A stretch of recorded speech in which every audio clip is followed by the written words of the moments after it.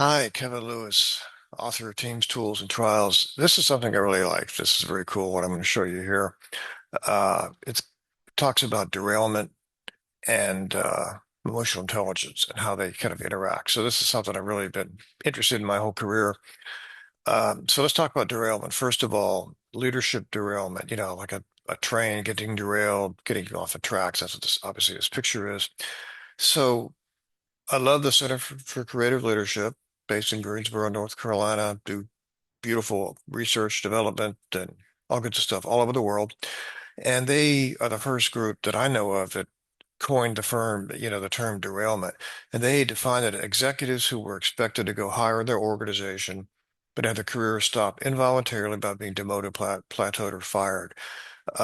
And so what's fascinating about this is they had done a lot of research on derailment, and they have redid it, the original research about 20 years later, and the derailers were the same. They hadn't changed, and they started out domestically in this North America, and then they did it all over the world, and it was almost exactly the same as far as what they were. So the and what's interesting too, this is by the raters, so you CCL, Center for Creative Leadership, does a lot of work with 360 feedback. So what they identify, these things that will maybe keep you plateaued, or you get fired, or you just get stuck in the same job forever.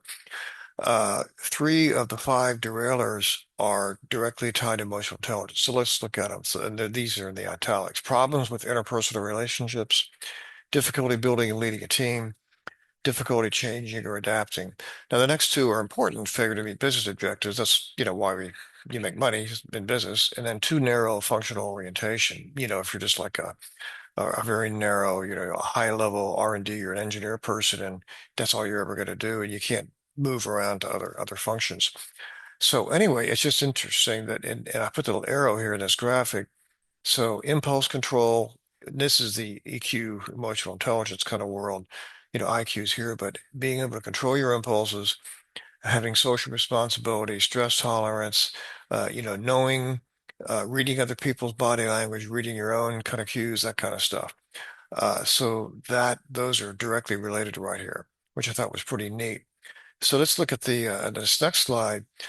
Basically, look some actual derailment for three executives that I'd worked with. And these are, again, the Center for Creative Leadership derailers. We'll do the Hogans here in a second. So this is one of the items the respondents scored in that interpersonal relationships category. And so the statement is arrogant, not, for example, devalues the contribution of others. So if they were someone was rating me, for example, they would strongly disagree or strongly agree. And what you want is lower raters are preferred. So, if the statement is this person is really arrogant, and then you strongly disagree, a one, that'd be a really good score. If you strongly agreed, and that's your boss, that's a five, not a good score. So I looked at three executives that were kind of, competing for a new opportunity. And it's interesting. So again, the table over here on the right, it shows scores of 2.5 or higher.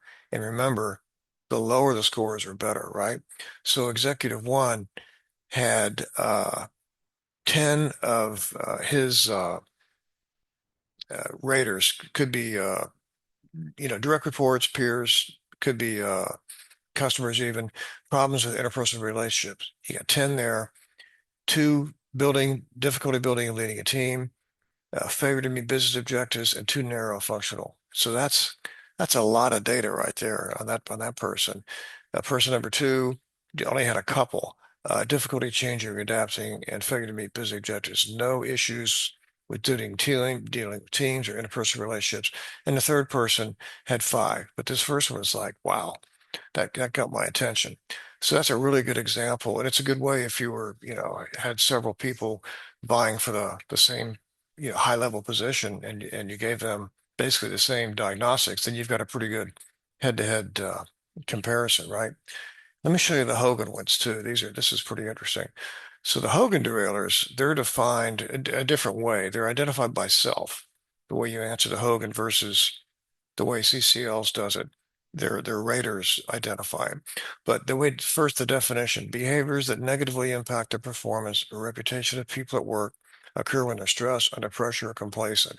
They get real comfortable and they stop monitoring. I'll confess, the last few months, I was at Chevron. I was a little too comfortable, and I got a little funny in meetings sometimes because I was kind of on the way out. Not too proud of it, but I felt that of myself. But anyway, that's the way they do it. So let's look at one. This is another person, actually Sarah, that we talked about on the getting to be the VP of marketing. And she had one, two, three, five derailers. But basically, what I talked to Hogan, I said, well, what's the norm for executives, male or female? And they said about four. So she's just right there on that kind of same place. But being reserved, we're not getting into the details here. Bold, mischievous. I talked about that in another video, and then imaginative. But this is a really key thing here. It's a model of potential predictive behavior. It doesn't mean necessarily how you show up. The more aware executives are of their potential derailers, the more they can control, which is another one of these emotional intelligence things, right? And they say derailers are behaviors that negatively impact our performance at work. And that's the same definition that we used earlier. So it's interesting to look at both with the same person, Advent too, the CCO derailers and the Hogan derailers. That's just really powerful. And this last one I think is really, really interesting.